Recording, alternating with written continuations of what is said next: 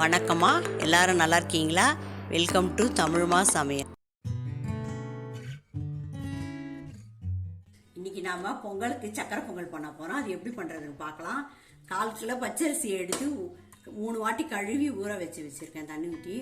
குக்கரில் வைக்காமல் பாத்திரத்திலே வச்சு இன்றைக்கி சக்கரை பொங்கல் செய்ய போகிறோம். எப்படி செய்யணும்னு பார்க்கலாம். இந்த அரிசியில் இருக்கிற தண்ணி எடுத்துகிட்டு வந்துடுறேன். அரிசியிலேருந்து தண்ணி இருத்தாச்சு. 1/2 மணி நேரம் ஊற வச்சேன் இந்த அரிசியை. சிறுபருப்பு இல்லாமல் குக்கரில் வைக்காமல் சக்கரை பொங்கல் செய்ய போகிறோம். இதில் 1 டம்ளர் அரிசி, அது ஒரு 4 டம்ளர் தண்ணி ஊற்றிக்கலாம். தண்ணியை ஊற்றிடலாம். 4 டம்ளர் தண்ணி ஊற்றிருக்கேன். இதை ஸ்டவ் பற்ற வச்சு வச்சிடலாம். இனிப்பு உரைக்கிறதுக்காக ஒரு சிட்டிக்கு உப்பு போட்டுக்கலாம். உப்பு போட்டால் கொஞ்சம் இனிப்பு நல்லா உரைக்கும். தண்ணி பத்தலைன்னா கூட பரவாயில்ல, அப்புறமா கொஞ்சம் ஊற்றிக்கலாம். நம்ம வெல்லம் போட்ட பிறகு தான் தண்ணி ஊற்றக்கூடாது. இந்த தண்ணியை கரெக்டாக இடம் பார்த்தோன்னா நல்லா குழைய வேகணும். சக்கரை பொங்கலுக்கு அரிசி வெந்துன்னு இருக்குது. தண்ணி கொஞ்சம் கம்மியாயிடுச்சு. இன்னும் கொஞ்சம் 1 டம்ளர் தண்ணி ஊற்றிக்கலாம் சூடு பண்ணி.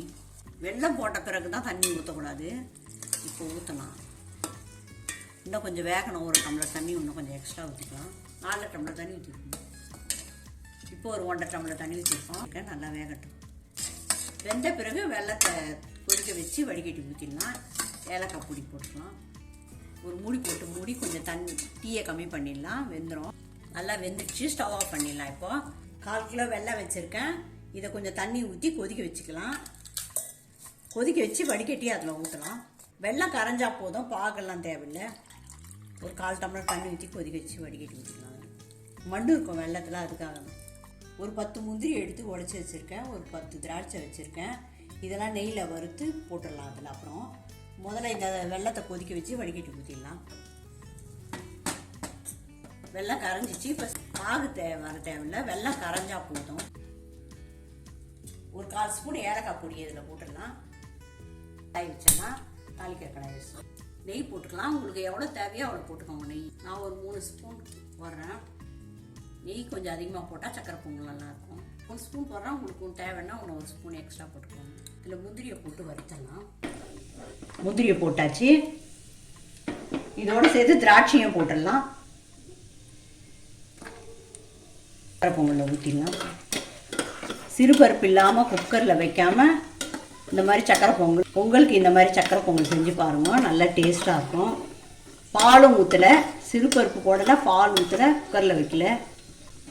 செவந்துடுச்சு. இதை எடுத்துடலாம். மறுபடியும் இதை ஸ்டவ்வில் வச்சுக்கலாம். அந்த பாகு வெல்லம் ஊற்றிருக்கோம்ல, இதை நல்லா கொதிக்கணும். இந்த நெய்யும் முந்திரியும் வறுத்து வச்சுருக்கிறதெல்லாம் இதில் போட்டுடலாம். நல்லா அந்த வெள்ளம்லாம் சுண்டி அல்வா பதம் மாதிரி வரும். நல்லா அப்போ இறக்கிடலாம். நல்லாயிருக்கும் டேஸ்ட்டாக.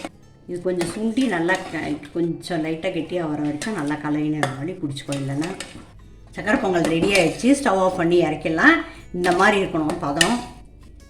இந்த மாதிரி லேகியம் மாதிரி இருக்கணும். நல்லா பொங்கலுக்கு சுவையான சக்கரை பொங்கல் ரெடி ஆகிடுச்சு. ஸ்டவ் ஆஃப் பண்ணிடலாம். சுவையான சக்கரை பொங்கல் ரெடி. பால் ஊற்றாமல் சிறுபருப்பு போடாமல் குக்கரில் வைக்காமல் செஞ்சுருக்கேன். இதே மாதிரி பொங்கல் நீங்களும் செஞ்சு பாருங்கள். ரொம்ப டேஸ்ட்டாக இருக்கும். இந்த வீடியோ பிடிச்சிருந்தா நம்ம சேனலுக்கு சப்ஸ்கிரைப் பண்ணி சப்போர்ட் பண்ணுங்கம்மா. நன்றி, வணக்கம்.